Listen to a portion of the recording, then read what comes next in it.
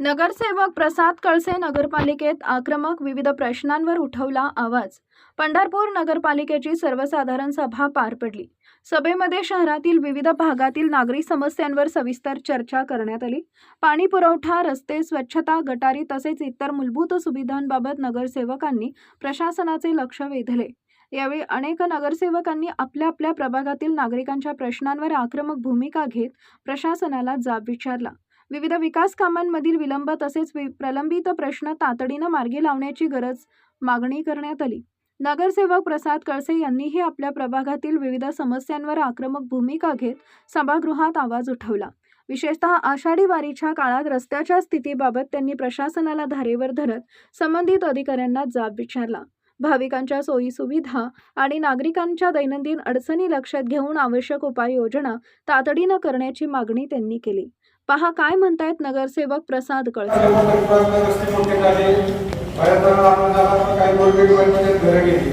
काही प्रकारचा रोड जो आहे तो 15 मीटर प्रमाणे अतिक्रमण करतात, पण काल जेव्हा त्या रस्त्याचं काम चालू केलं तेव्हा त्या ठेकेदारांनी सांगितले की तो रस्ता फक्त त्यांच्या एस्टिमेटमध्ये 9 मीटरचा आहे।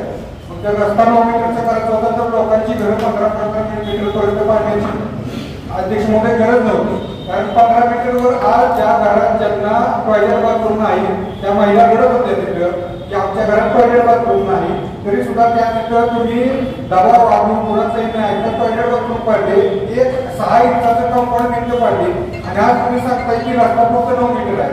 रस्ता 9 मीटर होता तर 15 मीटर पाडायची काय गरज होती? हा एक माझा प्रश्न आहे।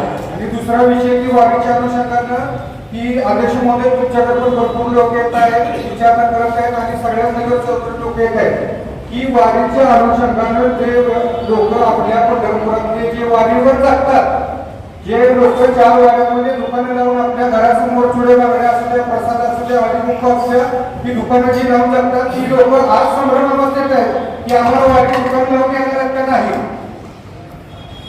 वारीत आम्हाला दुकान लावून देणार नाही। असं तुम्ही जर ऐन वेळेस वारीच्या वेळेस जर त्यांच्या दुकानावर तुम्ही उघडून टाकली तर त्या लोकांनी व्याजाने पैसे काढून लोक बँकेची पाठवून सावकारांकडे पैसे काढून लोक दुकान लावतात। जर त्यांना तुम्ही दुकान वारीच्या काळात लावून देणार तर ते आत्ताच सांगावं, आत्ताच आज तर आम्हाला त्या लोकांना पंढरपूर लोकांना भ्रम आहे अध्यक्ष बरोबर का? तर तुम्ही हा वर कारण जर अतिक्रमण तुम्ही वारीच्या काळात करले तर जे गरीब लोक जातात ते देशी गरीब लागतील अध्यक्ष महोदय, त्या लोकांसाठी आपल्याला बोललं पाहिजे जे झाले नुकसान ते झाले, पण पुढे नुकसान जर होणार असेल लोकांचं तर त्याला जबाबदार कोण राहणार आहे? त्याच्यावर अध्यक्ष महोदय तुम्ही सगळ्यांनी विचार करू शकतो। तुम्ही बोलतोय तर की काल आमच्या भागामध्ये PWDच्या माध्यमातून आपल्या शहरात जी कामं चालू केली त्या कामासंदर्भात काम चालू केलं, त्याची माहिती स्थानिक नगरसेवकांना नव्हती किंवा काय नव्हती, त्या स्थानिक लोकांच्या फोनाला त्या ठिकाणी गेलो। ज्या ठिकाणी खड्डे बुजवायचं काम चालू होतं तर त्या ठिकाणी पावसाच्या पाण्यात खड्डे बुजवायचं काम चालू होतं आणि जर पावसाचं पाणी असताना जर तुम्ही डांबरीकरण करणार असाल तर हे काम कितपत योग्य आहे आणि हे काम किती दिवस टिकणार आहे? हा प्रश्न हे प्रभागातील नागरिकांना विचारत आहे।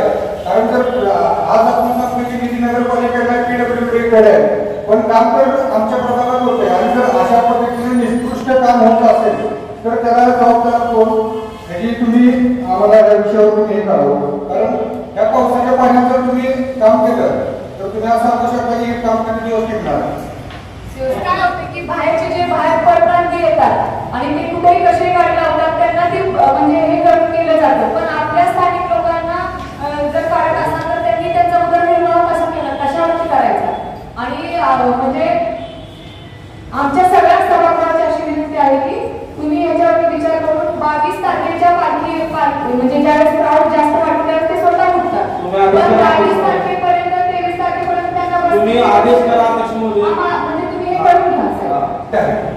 काम चालू आहे त्या चंद्रभागा बसस्टँडमध्ये मोठ्या प्रमाणात 3 ते 4 होल्डिंग लावलेली आहे आणि ती होल्डिंग जी आहे ती मेन लाईनची एकदम एवढ्या जवळ आहे की जर वारं सुटलं किंवा काय जर झालं, मी माहिती घेतली त्या होल्डिंगला परमिशन नाहीये, मायावती नगरपालिकेकडे त्या होल्डिंगला परमिशन नाही असं माझी माहिती आहे आणि काय परमिशन पाहिजे तर ती होल्डिंग जी आहे ती मेन लाईनच्या एवढ्या जवळ आहे, तर त्या होल्डिंगला एखादी वायर जर चुकून जर चिकटली तर त्या ठिकाणी एवढा पट्टा येऊ शकतो की तिथे वारकरी मोठ्या प्रमाणात जाते। हा त्या होल्डिंग